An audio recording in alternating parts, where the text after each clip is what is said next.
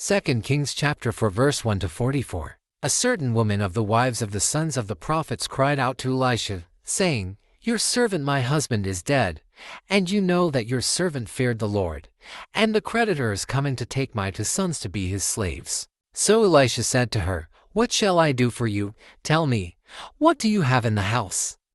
And she said, Your maidservant has nothing in the house but a jar of oil. Then he said, Go, borrow vessels from everywhere, from all your neighbors' empty vessels. Do not gather just a few. And when you have come in, you shall shut the door behind you and your sons.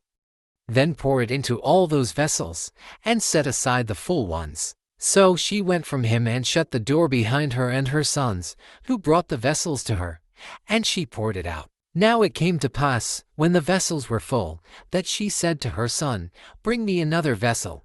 And he said to her, There is not another vessel.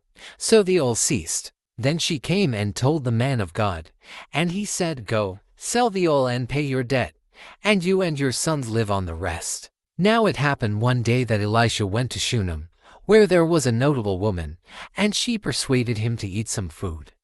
So it was, as often as he passed by, he would turn in there to eat some food. And she said to her husband, Look now, I know that this is a holy man of God, who passes by us regularly. Please, let us make a small upper room on the wall. And let us put a bed for him there, and a table and a chair and a lampstand.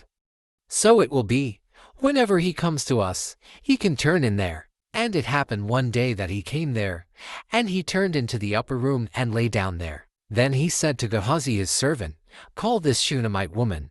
When he had called her, she stood before him. And he said to him, Say now to her, Look, you have been concerned for us with all this care.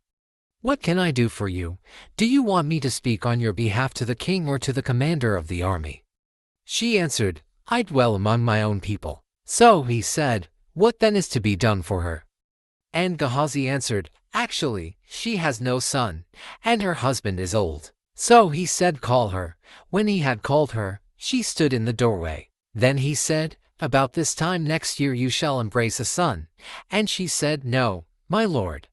Man of God, do not lie to your maidservant. But the woman conceived, and bore a son when the appointed time had come, of which Elisha had told her. And the child grew.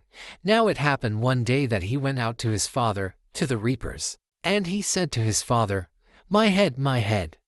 So he said to a servant, Carry him to his mother. When he had taken him and brought him to his mother, he sat on her knees till noon, and then died. And she went up and laid him on the bed of the man of God, shut the door upon him, and went out. Then she called to her husband, and said, Please send me one of the young men and one of the donkeys, that I may run to the man of God and come back. So he said, Why are you going to him today? It is neither the new moon nor the Sabbath. And she said, It is well. Then she saddled a donkey, and said to her servant, Drive, and go forward. Do not slacken the pace for me unless I tell you. And so she departed, and went to the man of God at Mount Carmel. So it was, when the man of God saw her far off, that he said to his servant Gehazi, Look, the Shunammite woman. Please run now to meet her, and say to her, Is it well with you? Is it well with your husband? Is it well with the child?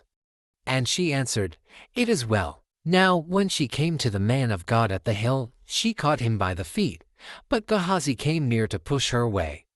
But the man of God said, Let her alone.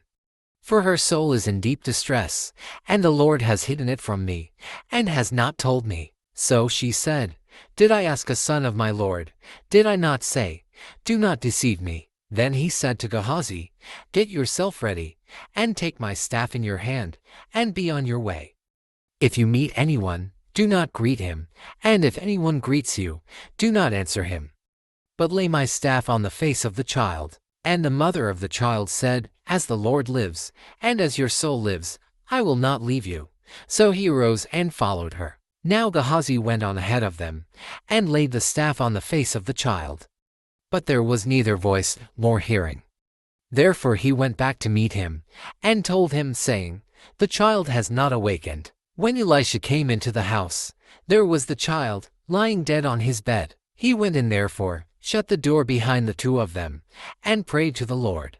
And he went up and lay on the child, and put his mouth on his mouth, his eyes on his eyes, and his hands on his hands.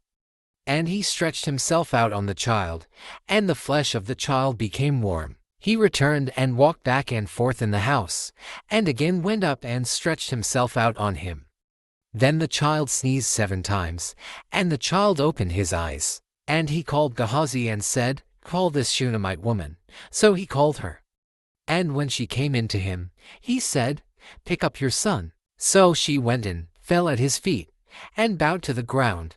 Then she picked up her son and went out. And Elisha returned to Gilgal, and there was a famine in the land. Now the sons of the prophets were sitting before him.